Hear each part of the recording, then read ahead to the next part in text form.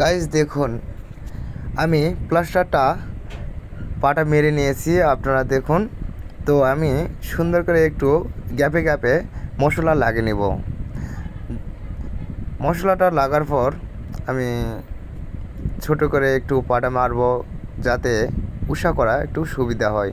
তো কোথায় কোথায় মশলা লাগাবো দেখুন, ছোট ছোট গ্যাপগুলো দেখতেছেন, এখানে উষা পাবে না। তো সেই ক্ষেত্রে আমি মশলা লাগিয়ে নেব, যাতে পাটাটা মারার পর একদম ফিনিশিংয়ে আসে।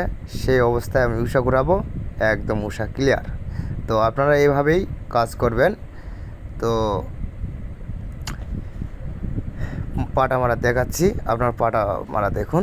যে পাটা আমি যেহেতু ছোটো জায়গা, যার কারণে ছোটো জায়গায় ছোটো পাটাতে আমি কাজটা ক্লিয়ার করে নিচ্ছি।